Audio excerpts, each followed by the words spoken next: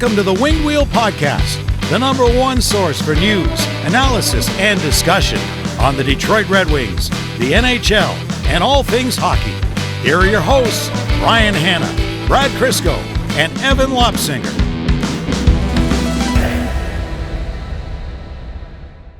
So after the game last night, I saw a stat floating around that this was the first time the Red Wings have swept the season series with the Toronto Maple Leafs since 1995-96, which was four more games in the series. Right, exactly. And I thought that was a really great stat because it's crazy that the Wings haven't done that in 15 years. Hold on. How many years? 15 years. Because 1996 That's was right. 15 years ago. That's right, yeah. If you want to put it into funnier context, this is the first time the Red Wings have swept a season series of at least that many games with the Leafs in the Eastern Conference.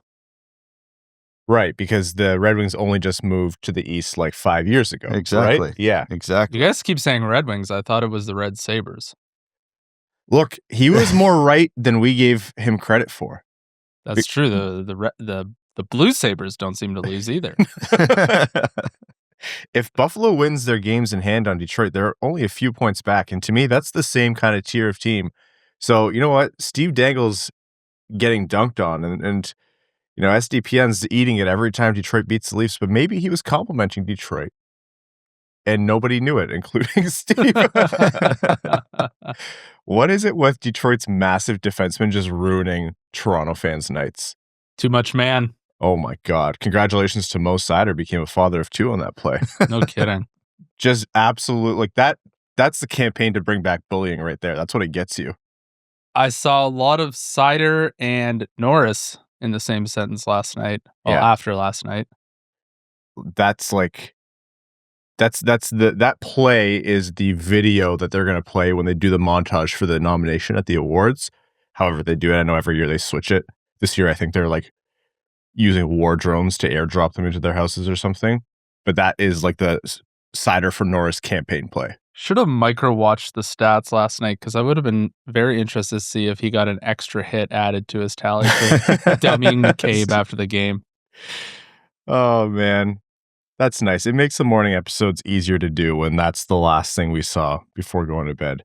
Folks, welcome to the Winged Wheel Podcast, here to talk to you about all things Detroit Red Wings hockey. I mean, Red Sabres hockey, the world of the NHL, and lots more. I'm one of your hosts, Ryan Hanna. I'm Brad Crisco. And I'm Evan. On this episode of the Winged Wheel Podcast, man, hearing Brad's voice after he went nonverbal for the first 15 minutes as we were prepping was jarring. I actually forgot he was there for a second. On this episode of the Winged Wheel Podcast, we're going to be recapping Detroit's win over the Toronto Maple Leafs and all of the takeaways and hilarious storylines from that, and more on the Red Wings before we get into NHL news, specifically the trade market and how Detroit is or isn't involved. Some big names still out there: Jason Robertson, Elias Petterson. No, I will not be more specific, and more, and where Steve Yzerman is around those. Some more notes from around Hockeytown and the league before we jump into overtime. Very quickly, if you want to support the show, patreon.com/wingedwheelpodcast. You get access to benefits like our bonus overtime episodes, which record right after these main ones. If you thought the intro was at all fun, the overtimes are 10 times more unhinged and uncensored, and it's a good time. We let loose, we have fun. We also give you access to the Patreon exclusive Discord, and you're automatically entered into all of our giveaways. For example, we give away 2 tickets to every Detroit Red Wings home game going directly to our Patreon supporters. So again, patreon.com/wingedwheelpodcast. Winged Wheel Podcast night at the LCA, Saturday, March 21st against the Boston Bruins. wingedwheelpodcast.com/Red Wings to get your tickets. If you go, you get access not just to the Red Wings Bruins game at a discounted rate, you also get access to the pregame live recording of the Winged Wheel Podcast at Little Caesars Arena, featuring us, the hosts, more importantly, Ken Daniels, and other special guests to be announced later. You also get a special co-branded Detroit Red Wings and Winged Wheel Podcast Centennial themed hat. It is the red cream colorway. It has the Centennial logo on the front and our logo on the side. It is probably our favorite piece of merch that we've made so far. Limited edition, officially licensed. We can't sell it, so this is how you get it. Every ticket purchase also represents a donation to the Jamie Daniels Foundation, all of that and lots more. So again, wingedwheelpodcast.com/Red Wings or link in the description to get your tickets. There's going to be a D1 golfer there too. Who? Sullivan Lobsinger is going to be coming. Oh, no. Oh, that's right. That's Sully's debut. Yep. He was going to do it in Grand Rapids, but it decided to snow nonstop for 72 hours. Catherine doesn't let Sully drift in the snow. And that's right. Yeah. D1, huh? You're going to have him do... Keeping the bar that low, eh? He's not going to just jump straight to live at a high school? You know, we'll leave all options on the table. Haven't seen the size of those contracts. He's like, How no, many my son zeros are in those contracts? Yeah. Okay, Sullivan Lobsinger's first Winged Wheel podcast night. Does that mean one of us gets to take the night off? It can't be you. Your dad. Oh, I thought that's... No. Yeah, you got to be there. I called dibs. Seeing how you went nonverbal, I do feel like you need it that day. Wow, the podcast is going to get infinitely better if Sullivan's taken Brad's spot. You got to jump on this sooner. The Red Wings game was funny because obviously the conversation is Mo Seider right now, how he set up Dylan Larkin for that overtime game-winning goal.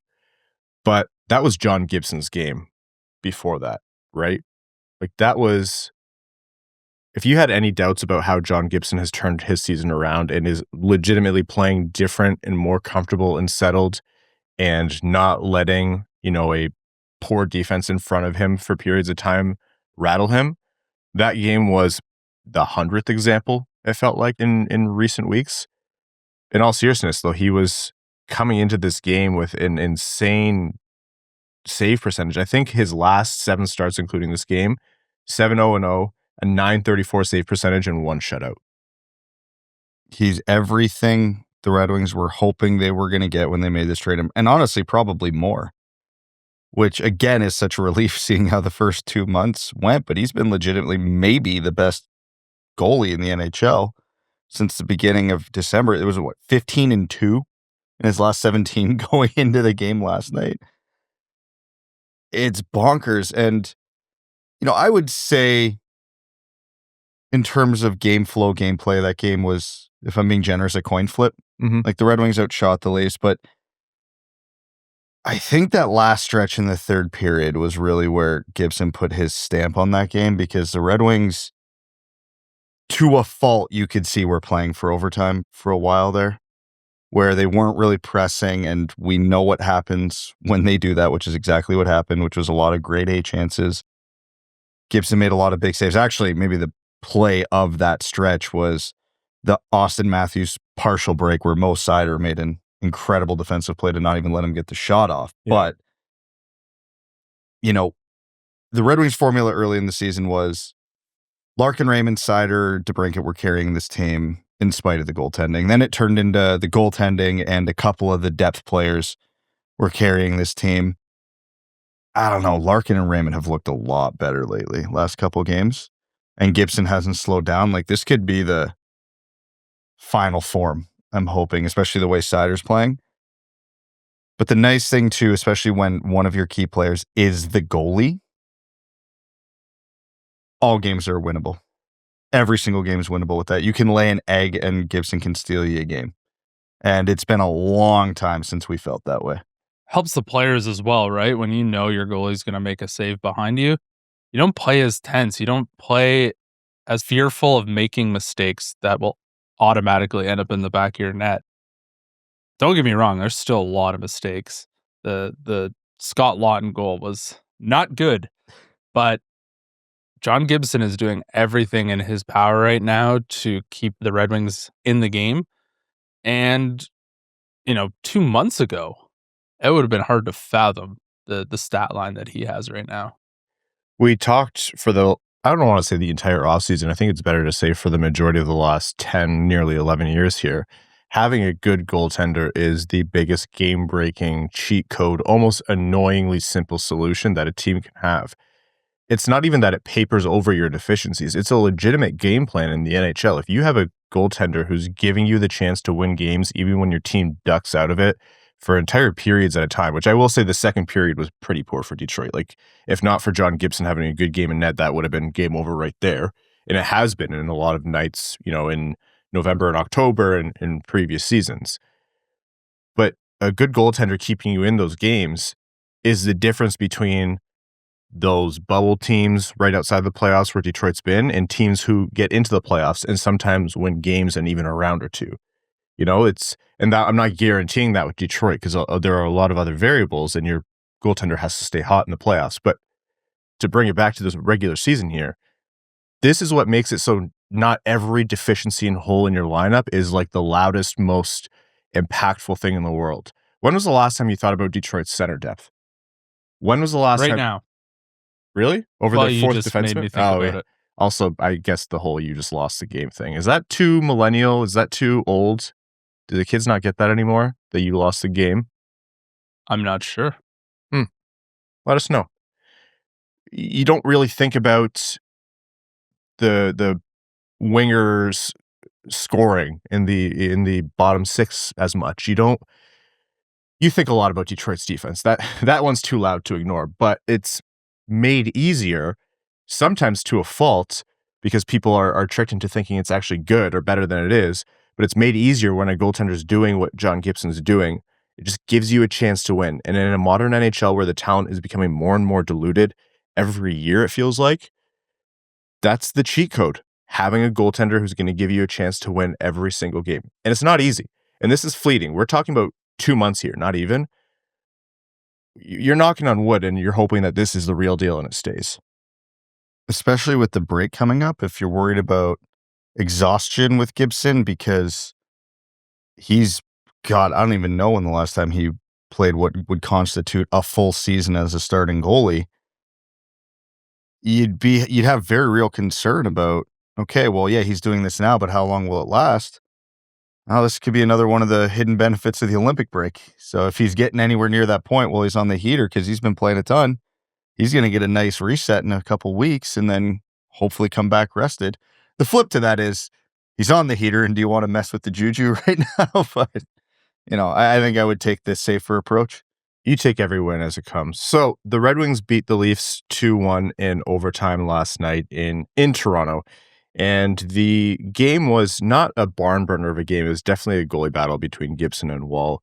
Lawton, as these guys mentioned, open scoring, and, Detroit wasn't dominating by any means. And so you were wondering how things were going to play out, especially on the road. Simon Edvinsson, who just loves to play the Leafs, apparently, scores his 6th of the season from Lucas Raymond and Dylan Larkin. Great play, from Larkin to Raymond, and then Raymond making the read, skating backwards and finding Edvinsson the trailer. It doesn't happen a ton, but he does. It's fun to watch him activate like that, Edvinsson. He's got a good feel for when, okay, yeah, I'm doing this and it's going to be a grade A or an even guaranteed goal. So that was another situation there where Edvinsson jumped in. Pretty remarkable that a 6'6" defenseman can basically go unmarked in Toronto's defensive zone. Probably unremarkable to Leafs fans. They're like, no, that's standard. Yeah, welcome to our lives this year. There's a reason that arena feels so dead. Yes. Ties the game in the first. The second and the third feature no scoring, largely thanks to John Gibson. I will say, not that Detroit wasn't getting their opportunities. I felt like they were much better in the third. The Leafs doubled their shot in the second. So Detroit had 7, the Leafs had 14 shots. And then in the third, Detroit actually almost tripled Toronto's shots, 13-5.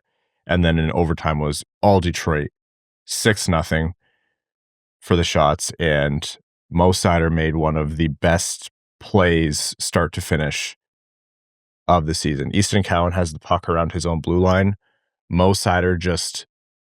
You can't tell me he didn't realize that was a young rookie and just threw the gas all over him. I think if that was Morgan Riley, well, this year's version of Morgan Riley, maybe he would have still done it. But you know what I'm saying. If that's Austin Matthews, William Nylander, probably doesn't go as hard onto that. But I think he recognized that there was a rookie out there and just, bullied him is the best term. And a more experienced player would not have let their body be exposed the way Cowan did to, it's not like Seider blew him up or anything. He just outmanned him. Yeah, he was just stronger than him and showed him that. More experienced players seeing Mo Seider going, I'm going to shield my body in the puck a little bit here and give myself some space. Takes the puck away. Cowan looks bewildered. Seider goes to the front of the net. Beautiful setup to Larkin. Larkin scores. And then that wasn't even the best part of the play. McCabe is just going full steam ahead right at Seider in front. There's no way Seider knew he was there. He's just that strong and that solid. McCabe's a big boy. Not in that play. No. Shrunk 6 inches. Looked like Jack Hughes. He did. It was Michael Rasmussen moment. Except Seider made it look more casual. Yes. And it wasn't even like it didn't look like an intentional thing. And who was more passionate in that moment? Every Red Wings fan watching that and just like the sheer like energy, like you wanted to jump through the roof. You were so pumped up, or the despair on McCabe's face as he realized how terribly that went for him. He just looked so distraught on the ice. That was Mo Seider encapsulated in one play. No, what Mo Seider encapsulated was after McCabe goes down like a sack of potatoes, Seider pays absolutely no mind to him and just jumps in this alley. What's the meme? I don't even think about you at all. I was just going to say it's the Mad Men elevator scene. Like, just watch it. It's so funny. He just bounces right off of him. It's literally like he ran into a brick wall. Like, GMs are going to watch that, and then the next time we have our who goes first overall in a redraft debate, they're like, no, this is why it's now like 25 of 32 GMs are taking Mo Seider. He's right up there if we're going to have the Seider for Norris conversation. Even if you just talk about best defenseman in the league right now, I think I can count it on one hand before I get to Mo Seider. Oh, absolutely. Like with how they're playing right now, absolutely. Brad talked about it. That play, that defensive play knocking the puck off Matthews' stick, and then this offensive play and the physical play right there. You can grab like 10 seconds of game tape and show how this guy can do everything at all ends of the ice in an elite way. There are national hockey minds that are a lot smarter than us that are really starting to say, maybe Cale Makar doesn't have this locked up. And they're not talking about anybody else but Mo Seider. I still think for my money, Cale Makar is going to win it. And like, he's almost got Connor McDavid syndrome right now, where it's like everyone's looking at who's doing best other than, Connor McDavid, who's already on pace for 150 points or whatever. But yeah, But there's one thing with awards voters that always seems to hold going into voting season. What's the best narrative? Mm-hmm. Mo Seider's never got it. There is going to be voter fatigue with Cale Makar. Fair or unfair? I hate voter fatigue. I think it's garbage. Like, I'm a big believer Connor McDavid should win the MVP every year until otherwise deemed, because he's just that much better than everybody. But if the Red Wings make the playoffs, just still a big if, but if the Red Wings make the playoffs after a decade out, the on and off stats with Mo Seider and the rest of the team, that's a narrative that's going to carry a lot of weight. And if the analytics and eye tests say it's as close as it looks right now, I wouldn't be shocked if a lot of the voters start swinging towards Seider's name on the ballot. The children yearn for a traditional Norris Trophy winner, a defenseman who actually has defense as one of the pillars of his game. It's not truly fair because Cale Makar gets to play 60% of the time with Nathan MacKinnon. Moritz Seider gets 0% of the time to play with Nathan MacKinnon. So until we can see what that looks like, it'll never be a true comparison. Nathan, come to Detroit, man. Yeah, they're having a terrible year. I'm sure he's thinking about that. Yeah, all of the Detroit is one of the best performing teams in the league, like, in terms of wins, points, whatever, since the state, second to Colorado. Colorado's trying to clinch their playoff berth before the Olympic break. They might do it. Hey, listen, if we just ignore the raw point totals, but then we only focus on the raw point totals, you go to the top of the NHL standings, there's Colorado. Who's right there in a tie for second place? Detroit. The Detroit Red Wings. So they're basically the same team, honestly. Like, the gap's just... It certainly feels the same, yeah.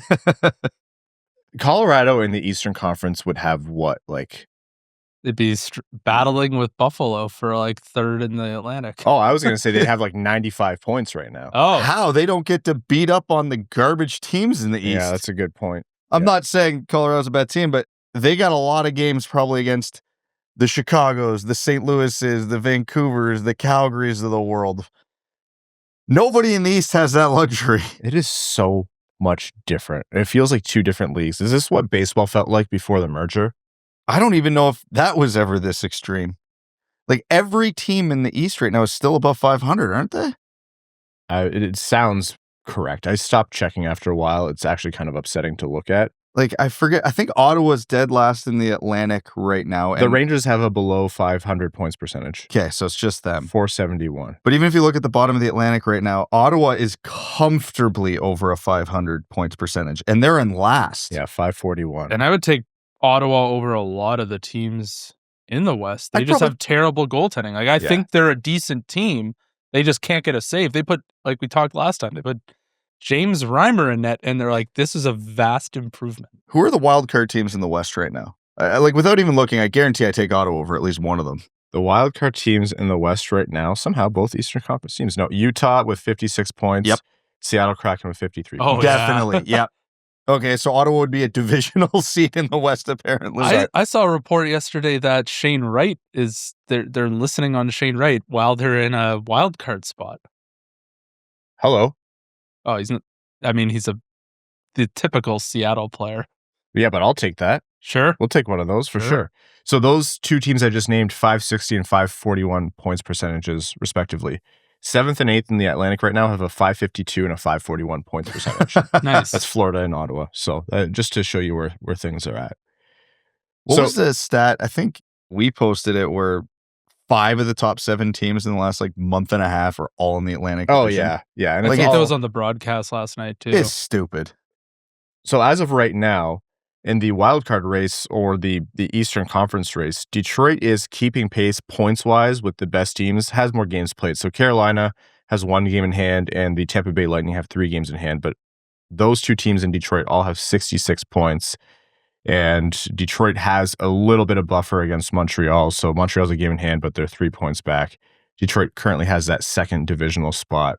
But it's not guaranteed. Like I talked about the Sabres, who are in the first wildcard spot. They have 2 games in hand, and they are 7 points back. So that could be 4 points back. You know, there's some buffer that's actually way better than it was, 2 weeks ago. But at the same time, that margin's not unerasable. I've seen Leafs World talk about, Toronto's now, what is it? They're 9 points back with a game in hand. They'll never erase that deficit. You sure hope not as a Wings fan. But we've seen bigger margins get erased, and this is coming with a lot of teams having what feels like unsustainable success over long periods of time. It's crazy how much separation hasn't happened with how good Detroit's been playing. Well, I know it's an extreme version. So if the Leafs win that game in hand, and we talked about early in the season, one of the key narratives for Detroit this year, not even narrative, something they have to do is win the Atlantic games. If you just flip no other game this entire NHL season but the Leafs-Wings games, and the Leafs win them all and sweep the Rings, they're right there. Like it's literally the difference is the Wings got the 2 points every time against the Leafs. That is the literal difference between them right now. Well, not a problem. Because Detroit won, they got the job done. If you're going to pick one game, you hope it's both, but if you're going to pick one game in the back-to-back to win, that's the one to do. So they win in Toronto. They play again tonight, so we're recording very early Thursday morning. They play again tonight in Minnesota, so travel across the time zone there, and it's going to be a little bit of a tougher stretch of hockey, but Detroit at least guarantees himself 2 points, hopefully more after this game against Minnesota. And yeah, what is that? They stay at 7-2-1. That was their 3rd straight win. Gibson's 7th straight win. Really nice stretch of results here for the Red Wings. More things to focus on. Patrick Kane is still 2 points away from tying Mike Modano for most points by an American-born NHL player. So we have to be careful not to say an American NHL player because Brett Hull is obviously on the American list, but he was born in Belleville, Ontario. And so I can't remember if we said I understand why he said he was American then. You look at his picture, you're like, yeah, he's from Belleville. You could never have known anything about hockey in your life. Be like, that man's from Belleville right Belleville there. or Florida, yes. Same thing. That's the mayor right there. So 2 points away from tying Modano and 3 points away from passing him. So all eyes on that. And the Red Wings are hoping to wrap up this little road trip well. So again, they have Minnesota, and then on Saturday they have Winnipeg in Winnipeg at 7 p.m. Eastern, and we'll be back with you on Sunday. One last note here before we jump into our first break, an update from Ken Daniels on Instagram. He posted, because there was a very nice shout out from Sportsnet to Mickey Redmond, and he posted that Mickey's surgery, his planned surgery, went well. So very happy to hear that good news. Hopefully Mickey Redmond's recovery is smooth and quick. That man, like we say every time, he's ageless. Like he works, he's constantly working. You think he has a flannel hospital gown? He has to. We got to message Ken. They like give him a blue one. He just like throws it in the bin and puts his own on. You see the flannel armed Red Wings practice jersey he had on? Yes, I have seen that. Those were unreal. We got to get some of those. Anyways, thinking of you, Mick. Happy to hear that things went well and can't wait to hear you back on the call soon. All right, we're going to take our first break here. And when we're back, more on this episode of the Winged Wheel Podcast. Back after this. Going online without ExpressVPN, that's like letting Evan hold your wallet near a hot dog stand. You're putting a lot of trust in a volatile unknown, and that's going to go sideways eventually. Most of the time, you might be fine until you're suddenly wondering how your data ended up in the wrong hands. That's why we use ExpressVPN. Anytime we're on public Wi-Fi or just watching a game at home, our data can be exposed. ExpressVPN creates a secure, encrypted tunnel between your device and the internet so your information stays protected even on sketchy networks. One of the biggest reasons ExpressVPN stands out is how simple it is to use. You open the app, tap one button, and you're protected. It also works on basically everything, phones, laptops, tablets, so you're covered no matter how you're online. On top of that, it's rated #1 by top tech reviewers, which we care a lot about, and that made it an easy choice for us. Personally, I've used ExpressVPN when trying to watch a hockey game that wasn't available in my region, which we've all run into, and also when I had to use a stream that looked, let's say, less than trustworthy. ExpressVPN let me access that game and protect myself at the same time, which is exactly what you want in that situation. Secure your online data today by visiting expressvpn.com/wingedwheel. That's expressvpn.com/wingedwheel to find out how you can get up to 4 extra months. expressvpn.com/wingedwheel.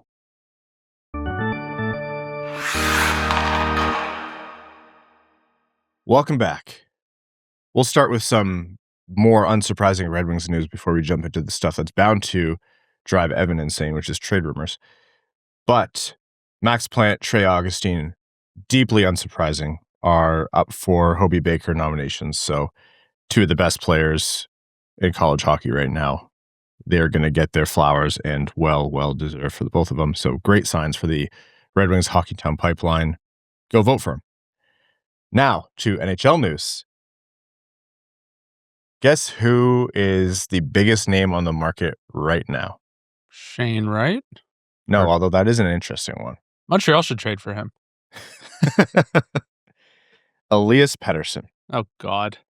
We're doing this again. Are we talking like in pure dollar value or? Well, hold on. Well, he's doing okay. He's not doing $11.6 million good, but he's no Artemi Panarin.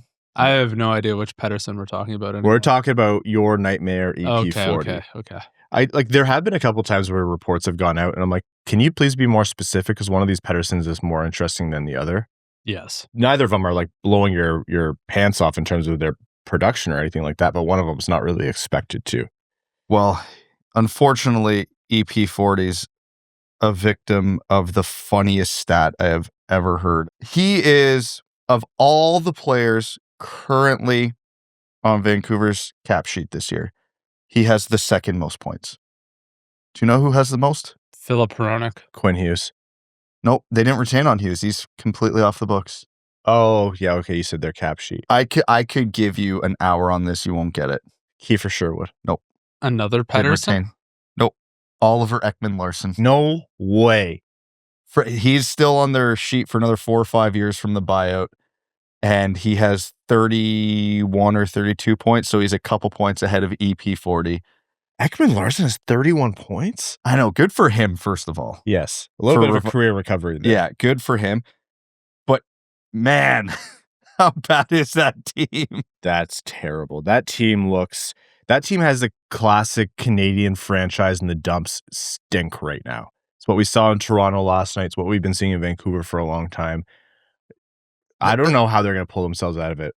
That's actually one of the reasons why when the EP40 rumors first started to surface, my first thought was, full Evan. Absolutely. The number of people who not. tag me in Elias Petterson shit is so annoying. It's me. It's me and all my burners. It was a hard no for me. You know, the guys had inconsistency issues, compete issues, et cetera, not built for playoff hockey. But there is a part of me now that's thinking, well, the underlying analytics are pretty good. And if you get them away from the Vancouver stink. 13 goals, 16 assists, 29 points for a guy who's paid $11.6 million through 2032. Now, here's the thing. There's that classic divide between Vancouver and Vancouver fans and the rest of the league where, you know, you see, and I know this is just like comment section, so it doesn't actually amount to anything, but there's this sense that like, oh, if this team's trading for, you know, Elias Pettersson, then we want multiple firsts and this and that.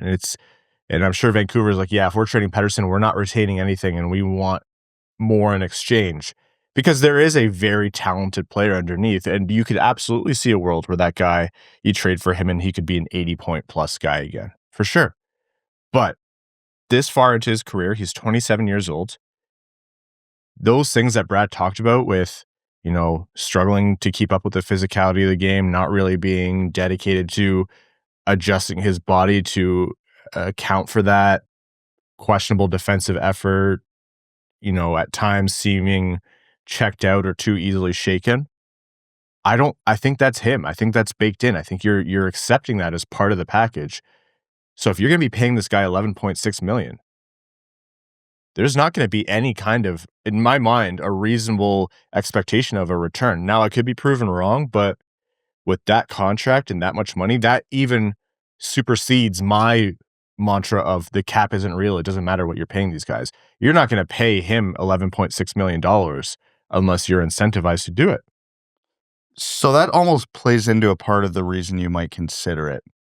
Because the contract is bad, and I'm not arguing, it is bad. It means the acquisition cost goes way down. It should. And if Vancouver's not willing to accept that, okay, great, you don't make the trade.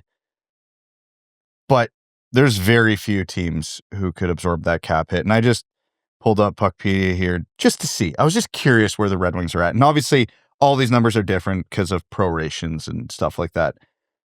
Red Wings, 25-26 cap overview. Projected cap space, 13 mil. Current cap space, 29 mil. Deadline cap space, 59 mil. They could afford Evan. No. They couldn't even afford a starting player in the MLB with that kind of money. Well, if they just defer the salary until 25-50 like the just Dodgers hope do. The sun explodes by then. They're banking on it. Yeah. Like they are quite lit. That is on their bank sheet. The sun, entropy will have taken over by then. This is not, you don't ever have to cash this in. So to be clear on my point, I don't think Pettersson's in my top 5 trade targets. He's probably not even in my top 10. But if you are swinging and missing everywhere else, this isn't the worst option in the world. Like, I would hear the argument to, all right, if the acquisition cost is low, he doesn't have to be the guy in Detroit. Like, realistically, he's on your second line. And I'm not putting him on my second line. Andrew Kopp is playing way better than that's our Petterson. first line. Oh, sorry. Right. Yeah. He's not playing better than Dylan Larkin. Hey, No, Dylan Larkin had wait, no, that was a 3-on-3 goal. I don't know. This is my hot take. I know Pettersson's a center. I think if you put him at left wing with Yes. Larkin and Raymond. Yes. You guys are out of your goddamn mind. The hell are in your mugs?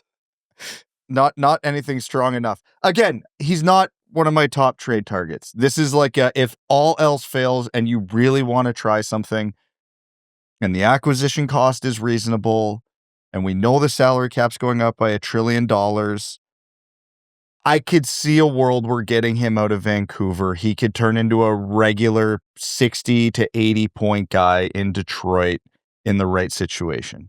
Again, I would much rather pay. You're being very patient, Evan. Yeah. I would much rather pay a lot more to get a Robert Thomas, a Jason Robertson, a Jordan Kyrou. Like, again, this is not my top target. I probably don't do this. I'm just saying it's probably at least worth entertaining the possibility. I've never heard so many ifs in my life. Yes. But we've been doing ifs for 10 years I'd about rather the Red sun Wings just getting explode. players. if I have to hear another if about Elias Petterson, just get me in the bucket and shoot me into the sun. I can't take it anymore. So I've never wanted anything more in my life. Honest question though, because I get this is all over the top reactions and everything.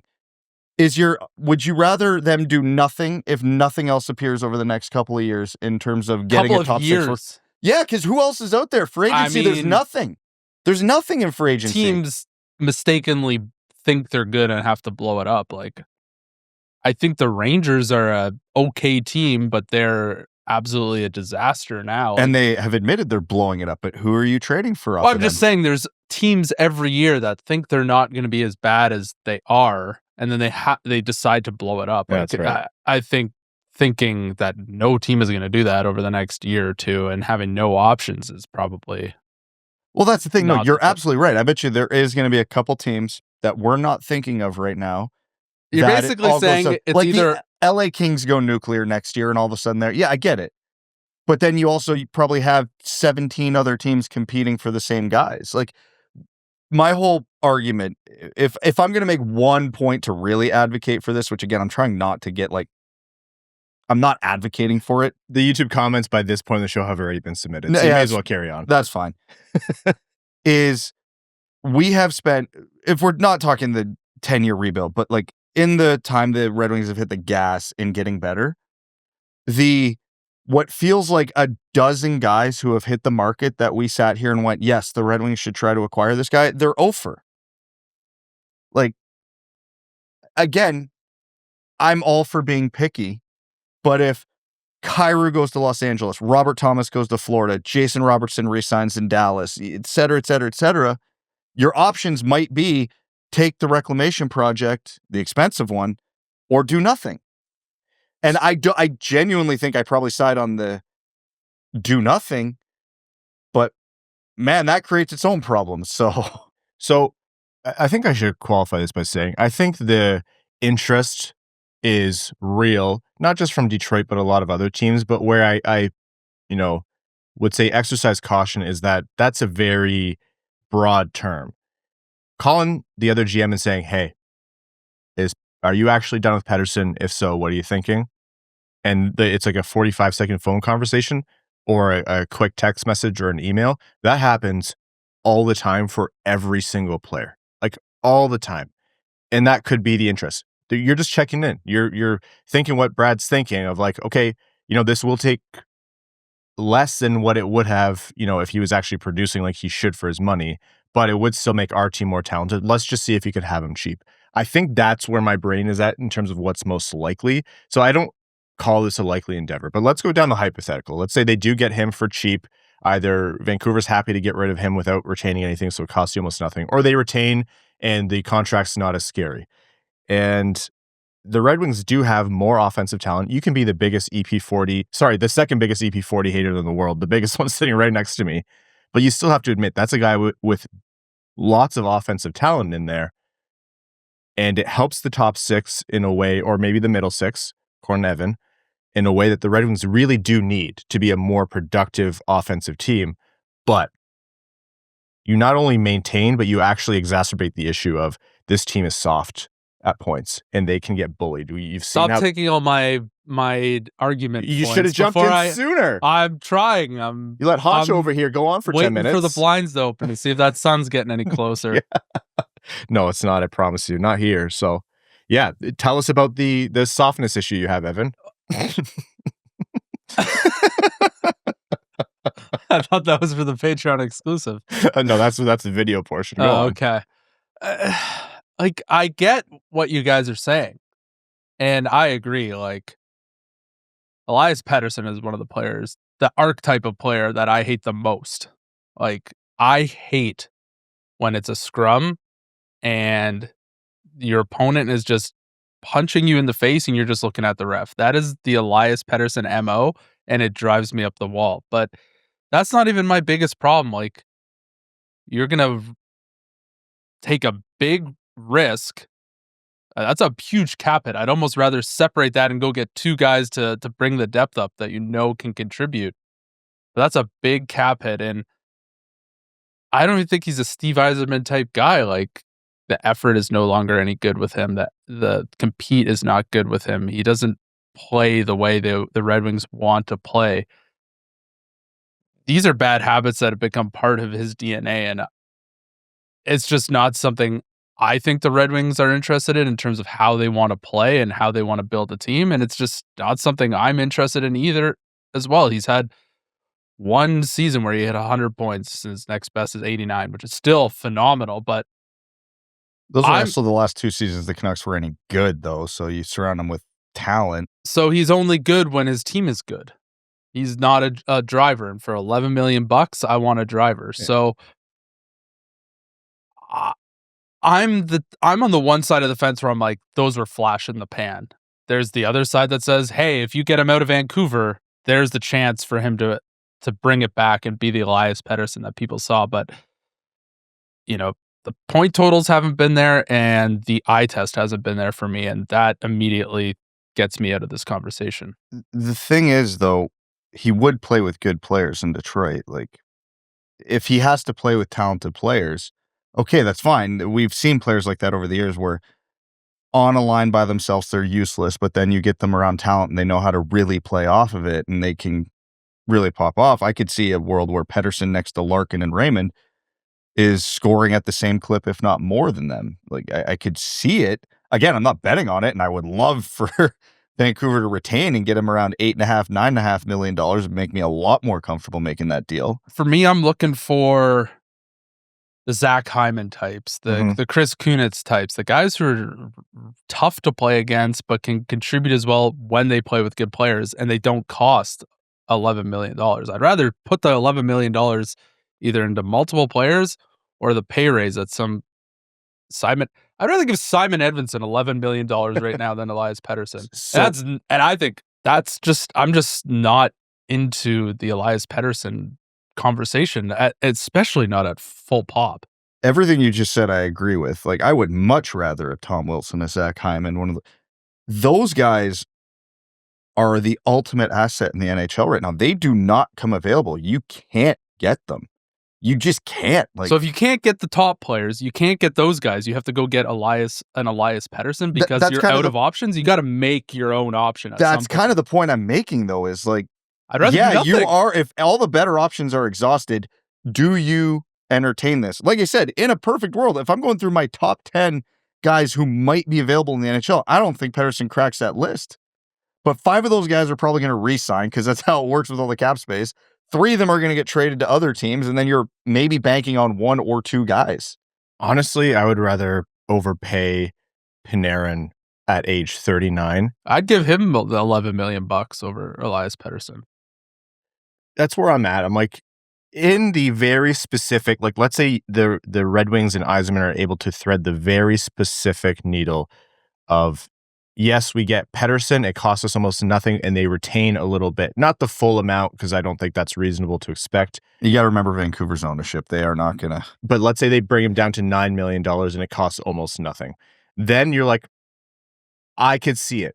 But other than that, it's...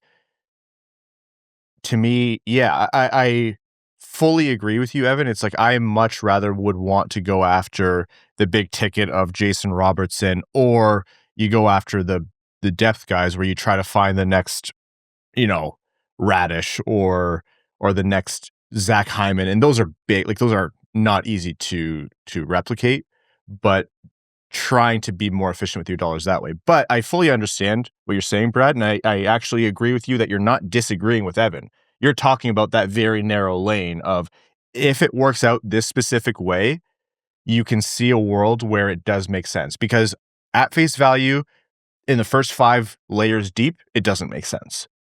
But if Vancouver wants to get stupid, and Vancouver has been stupid in the past, I could see this happening. I don't call it likely, and if he's going that cheap, there's going to be more than just Detroit willing to take him on, but who else can? And that's a very limited thing. So I know it's a nauseating conversation to have, not just for Evan, but I do think there is something there when it's like, yeah, teams have interest. I believe it, because that everyone has the same thought of, okay, we're going to be softer if we add him. We're going to have to deal with the same issues, but he's talented. So if they can make this attractive for us. Is he talented? He's talented. He's got a lot of skill. He's 100-point season. Like, that's not nothing. That's like talking about you won the state championship in high school and you're 30 years old. Like, I don't know. I mean, It was in 2023. we were having this that same... was like 17 years ago. we were... I can't do this conversation. No, we're going to move on. We're going to move on. No, I'm going to make one point on this because we had this exact same conversation in August about another guy where he had 100-point season and then every other season was like 70 to 80 points. And that was Jason Robertson, and he's right back to the 100-point pace this year. So when is Petterson going to have his I renaissance? don't think he's going to. I'm just saying it's we're not moving impossible. on, and we're talking about Jason Robertson. Thanks for the segue, Brad. There we go. His name is hung out there way There too you go. long. I'll do the 11 mil and a bunch of first-round picks for Jason I'll Robertson. do a lot of first-round picks for Jason Robertson. 11 mil, I don't think would cut it, honestly, No. with how he's been playing. 11 mil might have cut it last season, but I think everyone waited a little too long, including Dallas. 29 goals, 29 assists, 58 points, and he has been... I still can't believe... I'm only interested in Olympians, though. I should have added that to the criteria. Oh, okay. We'll let Alex DeBrincat know the next time we see him. That Thanks. Yeah. But, yeah. That's a guy who you trade away the farm and give the big ticket contract to because he's due a raise, RFA at the end of the season, but he's going to get paid like a UFA. 26 years old, solves your problem in your top six. This would have been better to do last season. Obviously, Dallas isn't a dumb team, so they weren't going to give him away at his lowest value. It's worth it in my mind for Robertson. 1,000%, but I still can't wrap my head around why Dallas would be entertaining this. They're a team firmly in their cup window. He's one of the best scorers in the NHL. Again, everything in my mind, this is like the opposite of Petterson. I have no good arguments against Jason Robertson, the player, but I have no good arguments for why Dallas should trade him.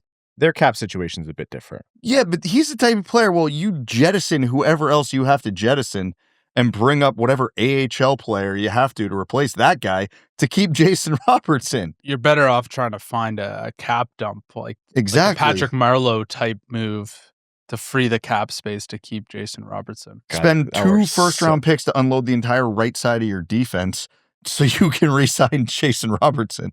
And then you get Seth Jarvis after that.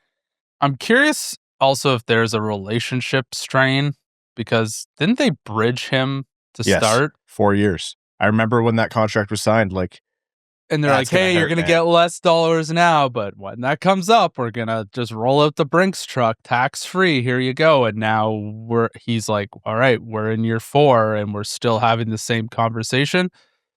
You know, it's not all about dollars and cents. Like there's some emotional damage, I think, there from what's transpired. Also, if I'm a player of his caliber and I see other players extended early and teams having that confidence in them, and this team it's really kind of a grind with me. It's not like the player is sitting in every negotiation meeting. His agent's doing it. His agent will check in once in a while just to see where his pulse is at, where things are. You're still happy here? Is it still the number that we're thinking about kind of thing? But he's not dumb. He's like, wow, we are into the year 2026 and I'm still not extended. And Joe Schmo over in the East was extended at the start of the season. Rizov just got $17 million for eternity. Yeah.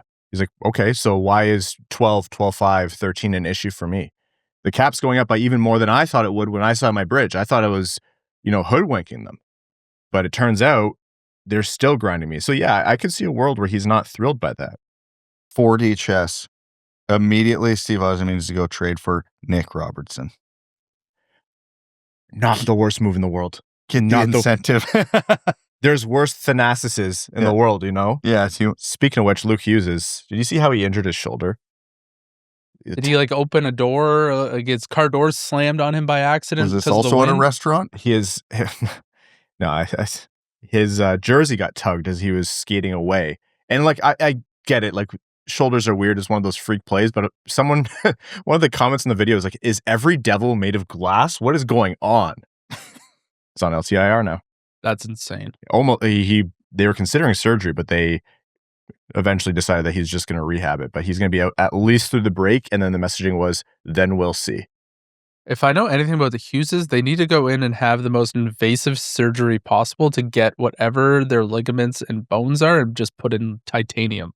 The $6 million man. They need to recreate that. Oh, no, he's a $9 million man. So he can afford it, is what you're saying. Yeah. He's going to be a cyborg. The Panarin rumors have gone crazy. And I mean, we had that discussion last episode. Shane Wright, though, that's an interesting one. To Montreal, book it. Why is Seattle entertaining? Like, he hasn't been, 4th overall pick good, but relative to his age and everything and the team around him, he hasn't been bad. Like, it's like the Lafreniere thing. If you take the 1st overall pick connotation away from him, he's been a solid 5-on-5 producer, 40 to 50 point guy that you'd love to throw on your third line. And again, Shane Wright's even younger than that. What are they doing? He's not been, like you said, he's not been the most productive. 7 goals, 10 assists through 49 games this season. Had a 44-point season last year. But he's young. He's 22 years old. He just turned 22. There's tools in there where you can have a guy who could potentially be in your middle six and be like a stalwart player for a long time in your middle six. You like his game in general. But I can imagine even Seattle's entertaining it. They're trying to trade him for closer to what his value was at draft time compared to a 17-point player now, Yeah, it makes sense. If they're convinced he's not going to work here, abandon ship while he still has some value. Like, I get that angle of it. But Seattle doesn't make any sense. If you're going to rebuild. They have 4 third lines. I don't think they're trying to rebuild. I think they're trying to use him in a package to get, a top 6 winger kind of thing. They want their scoring help, them and everyone else, Because everybody who's giving up a solid top 6 winger to acquire someone like Shane Wright is probably a team that's trying to compete. So why the hell would they do that? Is there a fit there with New York? Oh, they're great with young top 10 picks. Well, I mean, sorry, not for Shane, for everyone but Shane Wright. Is there a fit there for New York where New York gets to reset? They get a younger player, maybe some other pieces from Seattle. Panarin waves to go to Seattle, which I'm not sure if Panarin is not putting Seattle on his list. Why not? No state income tax. Because they suck. Yeah. Because they're bad. Better than he could make the playoffs. He hasn't had a problem with the Rangers sucking. Maybe Shane Wright needs a little bullying in his life. Mo Seider, come on down. I was talking about JT Miller. What do you mean? No more excuses. What is that? What? He's an Olympian, so what do I know? Anyways, the rumors are getting to be more widespread than just a couple of guys. So curious to see what's out there. Vancouver has a list of like 15 players in and of itself. Yeah, but most of them aren't good, as we've been Myers, Hronek, Garland, O'Connor, Bluger. Right after the last episode got Pavel Bure, Henrik Sedin. Now we're talking names that I'm interested in. Sherwood got traded right after the last episode posted to San Jose. We live in a world where the San Jose Sharks are a buyer. I love that. And that was, I honestly, I like that move for them. Like, I just love that San Jose is buying. They're like, we're having a good year, better than what we could have expected in our wildest dreams. The Pacific is weak. Let's see what we can do here. I love that San Jose's buying. I just think they bought the wrong guy for where they're at. Oh yeah, that's not going to be great, but for sure, I still love the sentiment. All right, NHL news beyond the most ridiculous trade conversation we've ever had. We got to give credit where credit is due. Bobrovsky, Nedeljkovic. We talked about our last Patreon exclusive, but that goalie fight was electric. Credit to them. Credit to the linesmen who didn't have time to react, but they still didn't intervene. That's the best part of it. Nedeljkovic almost didn't have time to react. He turned around and there was Bobrovsky. just going Mach 50 at him. He's like 2 inches away, and Bobrovsky gives him the courtesy nod, like, hey, you good because we're doing this? And credit to Nedeljkovic. He thought fast. It was like, yeah, okay. For goalies, they threw hands pretty good. They were thrown. They weren't like blocked by their equipment or anything. Their arms were getting over. I loved the shot of the San Jose bench that was happening. They were dying. So funny. The NHL's in a better spot when they just let the goalies go. Just let them go, man. We're here to be entertained. It's been almost 6 years since the last goalie fight. It should be 6 hours. That's the biggest failing of Gary Bettman that you could ever point to. Without looking, do you know the last goalie fight? 6 years ago? A Red Wings goalie was involved. I'll give you that. Oh, really? Go for it. Cam Talbot, Mike Smith. Oh my God, Mike Smith. That's the last person I'd ever want to fight. The man who refused to die. He used to come down the tunnel like the Undertaker and will the Edmonton Oilers to wins. That is hilarious. Every time there's a goalie fight or an almost goalie fight that doesn't happen, I'm like, every goalie in the league now is like an 875 goaltender. They're useless with this NHL offense. What are we trying to protect here? Just let them go. I feel like it'll be better for their morale. We'll get some better goaltending. If you ever need a locker room bump, just hope for a goalie fight. That's one of our favorite guests we've ever had on the podcast, Alex Nedeljkovic. I miss that guy. Good for him. Goalie fight. One of 5 goalies in NHL history now to have the career Gordie Howe hat trick. Good for him. That guy deserves it, man. Lane Hutson, Adam Fox, both not named to Team USA after Seth Jones was ruled out of the Olympics. Well, Lane Hutson got left off after that terrible penalty he took against Minnesota. That was vicious. That was disgusting. That was absolutely... George Parros should be setting up an in-person hearing. Minimum 5 games. They should have put out that broadcast like apology to viewers for putting that on TV. Your kids could have been watching. I know. It's disgusting. I cannot believe that vicious, filthy act by Lane Hutson. Thoughts and prayers out to that Minnesota Wild player. I don't know if they're okay, if they're still in hospital. I presume they're dead. We'll have to do some work before the game tonight to see if they're alive or in the lineup. For those of you who don't know, there's a phantom, what was it, a tripping call or something? Yeah. On Lane Hutson. The Wild player tripped over the blue line. Like Hutson did not touch him. Like ass over tea kettle, like feet above his head. Type Sniper trip. in the top row got him. He saw the ref after the intermission skating around doing the...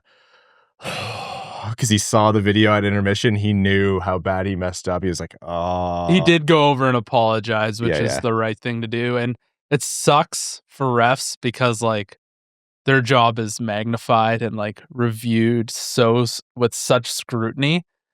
So I bet he was just like, you know what? That was a bad one. I'm an idiot. I'm sorry.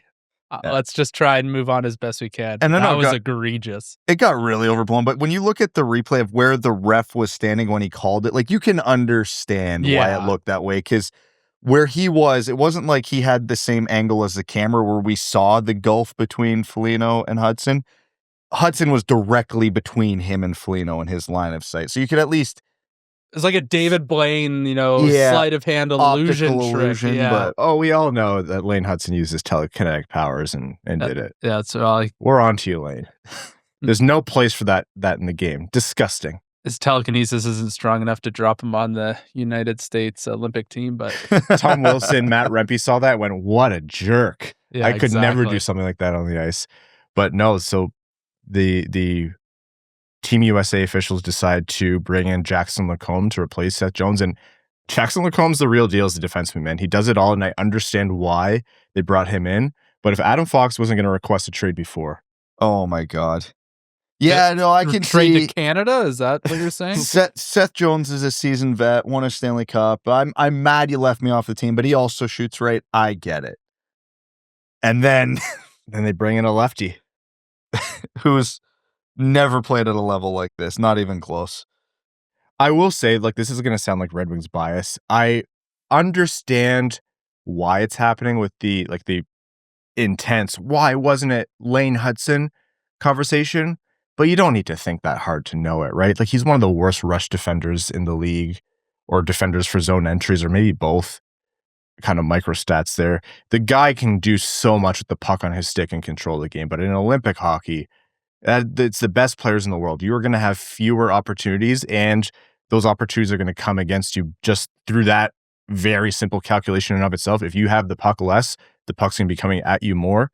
And when those players are Nathan McKinnon and Connor McDavid, you're going to get bullied. I think if I'm Lane Hutson, the thing that hurts the most is that they think Jackson Lacombe, and I like him a lot, that they think he's part of the future of U.S. Olympic hockey. Whereas they're muddling about Lane Hutson. It's like, so what? Am I never going to get a crack? I have the second most points for a defenseman in the NHL. I feel for him. I feel for him and Adam Fox. Like it's a bad situation, but teams get so into the weeds on how to construct a all-star of an all-star team like the U.S. team is. There's going to be guys who get left off.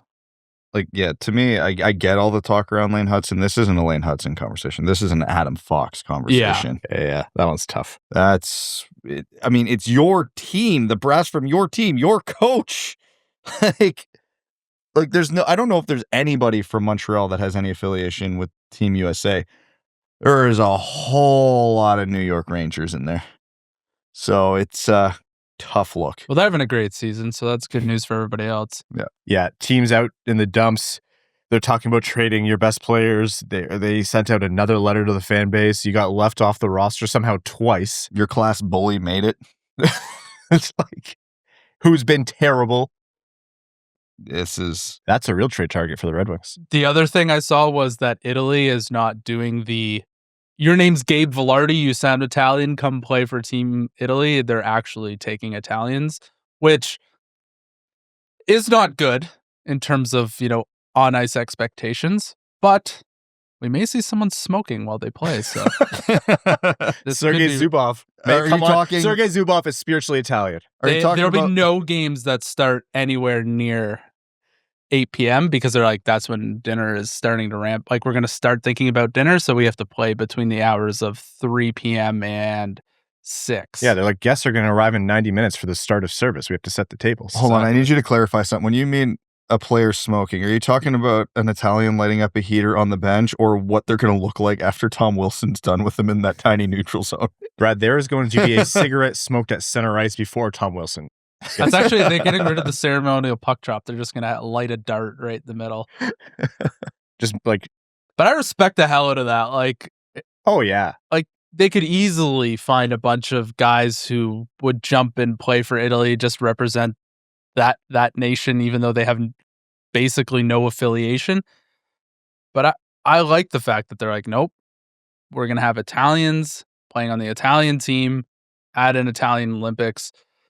It's going to be a bloodbath, but I respect the hell out of that. That's what it boils down to for me as well. It's like, you're going to lose no matter what. You know it is. You may as well, have some pride. And I have a lot of respect for that as well. Good on Heartbroken for Robbie Fabry, though. Oh, he should count. Come on. They're going to say, oh, we need to check his, and they're going to be like, you saw the size of the neutral zone. He's like, I'm not interested. Thank you, though. His eyebrows are going to take up half of it. Yeah. All right. With that, we're going to take another quick break. And when we're back, the final segment on this episode of the Wing Wheel Podcast, back after this. We're going to overtime. Overtime is brought to you by our Patreon supporters, patreon.com/wingedwheelpodcast. If you want to support the show, the bonus episodes, the Discord, the giveaways, all of that and lots more. And you allow us to do everything that we do. And let's take some questions from our patrons as we are racing against the clock here. Brad's secret stash of glove box Uncrustables says, which Wings prospect or player do you think is the most likely to be part of a trade package to bring in a top 6 forward or a defenseman? I feel like I see Danielson most often included in mock trades, but do you think Steve sees him as the most tradable asset? I think Steve probably sees him as one of the guys he'd most like to keep because he's seen him at the AHL level and the NHL level, and he's probably a little more comfortable with that. If you're talking who's the most tradable in terms of other teams would value him, but also he hasn't proven yet, I don't know, Carter Bear? I think, honestly, any of Casper, Danielson, MBN, Bear hasn't been proven as much, so I think teams would be even less interested as of now. It's not like he was showcased at the World Juniors, played like 8 collective minutes. Yeah, but I think that also makes him more likely for Yzerman to trade because with Danielson, Casper, and MBN, you've seen proof of concept at higher levels. Yes, but if you're going out and trying to get Robertsons or something. Yeah, if we're talking Jason Robertson level player, there are no sacred cows. Everybody's on the table outside of your established NHL stars. Ben Seider says, I keep seeing Lafreniere's name getting tossed around in rumors. Do you guys think there's any validity to that? He's still young and could fit into another Rangers rebuild. What do you think the cost would be? Quick, Evan, Elias Petterson or Alexi Lafreniere? Neither. Next. Some idiot from Reddit says TNT broadcast crew brought up Larkin's disappointment last trade deadline and said the Wings need to give up something good eventually. It feels like Yzerman is playing chess while they're talking about checkers. What are your thoughts on this year's trade game and deadline? I, for one, think Larkin won't have those thoughts this year as much. Yeah, I understand the sentiment every year. Like Larkin last year, I don't think we hashed that out until the sun came up. But like, I understand where he was coming from, and I understand what Yzerman said too, of like, who could we have acquired that would have been a reasonable cost? And I also kind of agree with the TNT guys, which is eventually you have to do something. Eventually you have to do something. Maybe it's not like an earth-shattering thing, but maybe you bring in like a Logan Stanley type. Maybe you just bring in a guy to bolster not your biggest issue, but the depth problems, and just mitigate the issues little by little.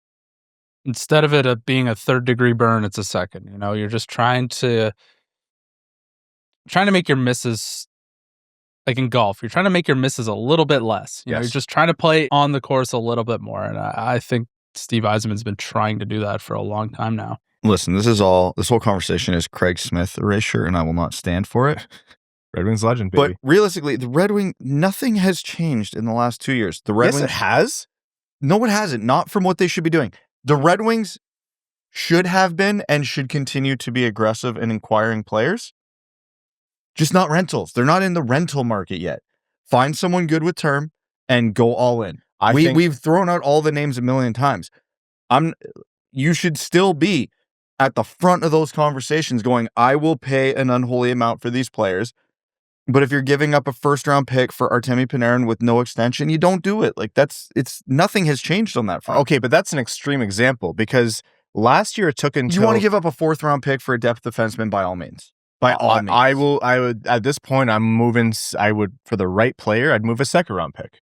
I'd move some pretty good pieces. Brad, what was it? Last year it took until end of February to get their 30th win. This year it was January 18th. No, yeah, they're a better team. The team has changed, but the mindset and what you should be doing in the trade market hasn't. No, I think it has, because I think your window of what's reasonable to acquire has widened by that much.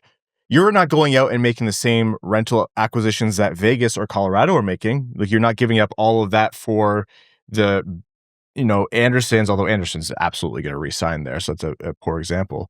But if you can get a guy where it's not guaranteed that he's going to re-sign, maybe you can convince him, but it's not a guarantee.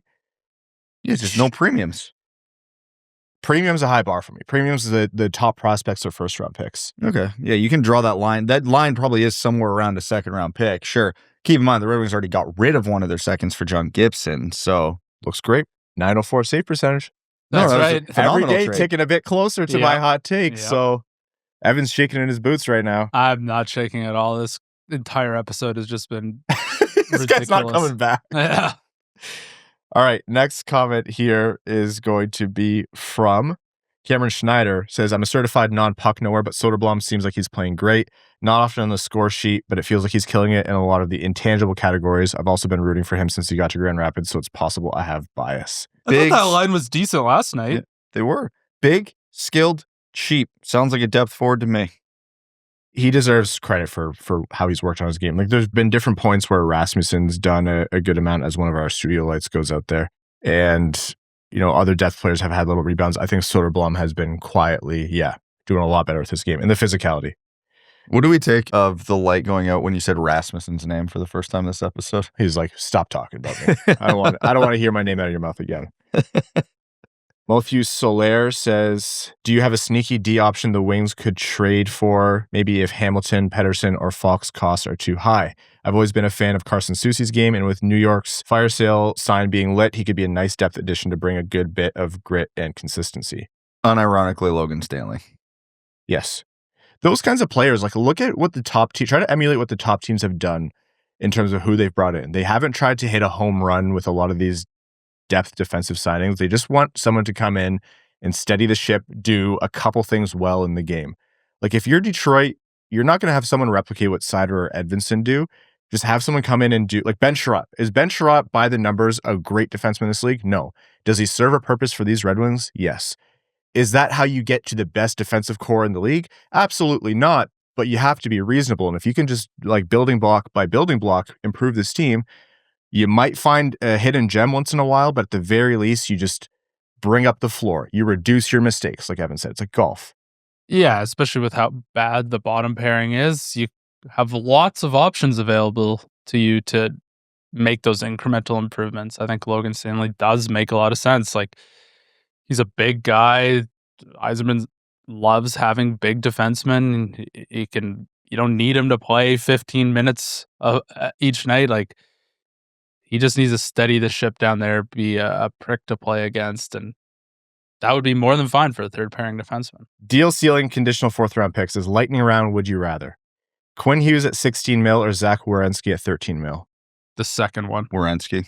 Oh, okay. I thought there would be at least one Hughes in there. Kirill Kaprizov or Kirill Marchenko current contracts? What is Kirill Marchenko's contract? Well, Marchenko. It's not a Kaprizov contract, that's for sure.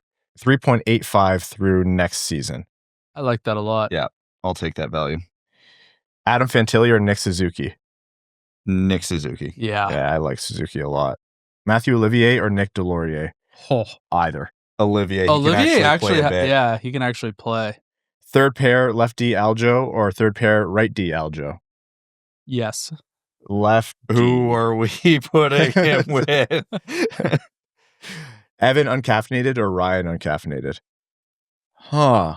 I can't tell the difference between Evan caffeinated or uncaffeinated. Yeah, so I'll take Ryan uncaffeinated because that means I'm caffeinated. So I'm happy about that.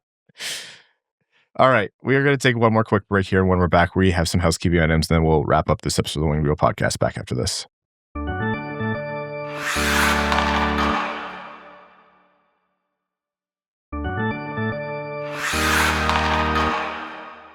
Okay.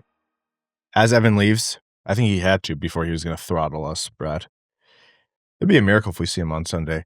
So don't forget Winged Wheel Podcast night at the LCA, Saturday, March 21st against Boston, wingedwheelpodcast.com/Red Wings. There are still a few gondola tickets left, not very many. And when those are gone, we can't get any more. We have the entire gondola and you guys sell it out every time. So get your tickets. Also, the other seats are fantastic as well. The gondola is not for people who have, if you get queasy with heights, then, lower bowl or upper bowl are for you. But yeah, it's going to be a great event, and we're extremely excited for the merch this time around. We are every time. I think the Red Wings and the Griffins, they do such a phenomenal job. But this one, I just love the Centennial theme stuff we've done this year. We have the blanket, which you can see in studio if you're watching on YouTube. But speaking of which, if you're on YouTube, feel free to subscribe wherever you get your podcasts, YouTube, Spotify, Apple Podcasts. It does help us out a ton when you do that, and you leave a rating, a review, a like, the thumbs up. I think YouTube released a little hype thing. I don't know what it all is, but it all those are things that, help the show out. And if you're willing to go above and beyond, you want to do a little bit extra, and join the Dub Club, patreon.com/wingedwheelpodcast. Shout out to all of our sponsors, to all of our Patreon supporters. We could not do this show without you. Everything that we're able to do is because of you guys. And it's really, we never take it for granted, the amount of support that we get. So thank you all so very much. We'd also like to shout out our name level supporters on Patreon.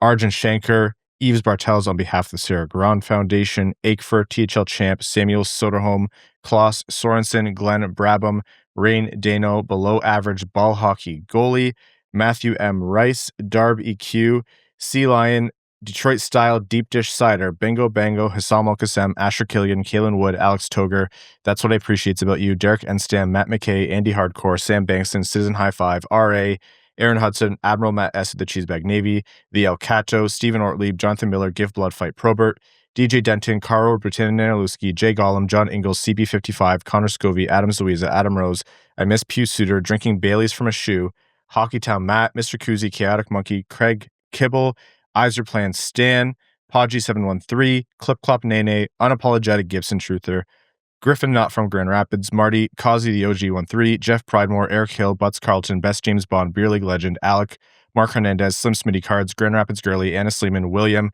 Mike, Asher, August, Brian Munn, Improved But Flawed, Chris 99 Jones, Trevor Centerfit, Adams Red Wings Takes, Kurt Chin, Adam Ernie Slander, General Andy Bohan of the Cheesebag Army, Quaz, Dylan Larkin Straight Sacrifice, Forever Fedorov Fan, Matt Keeler, Linda Hull, Connor Leighton, As Good As It Gets, Josh Yelton, Brad Simmons, Darren Fick, Bex, The Hodag, Daddy Pastor, Jake, The 50 Shades of Grace, Maximilian, Commander Ben Baird and the Cheeseback Space Force, Sandin-Pellikka's Pet Pelican, Griffey Boy, JM Rhapsody, Frank Stanley, Rosie Posey, That Other Guy, Pucking Puck, Tom Iserplan, Respector, Carl Thames, Nerno, The Hat 123, Steven, A. Aaron, Corey Prida, All Motor No Hands, Gene Sullivan, Stinky Britches, James Pridemore, Upernadian, Drop the Puck, Eric Nance, and Stanislavski, Jim, Bellingham Masterballs, Wings Fan in St. Louis, Scott, Lucas Raitmond, Cops, Gump Lip, Trent Thorough, Grepsky, Evan Beckner, C.E. Hayes, Finney to the Rafters, Jacob Marsh, Falkness, Fight Night at the Joe, Axel Sandin-Pellikka, The Octopi's Ninth Leg, Finny the Pooh,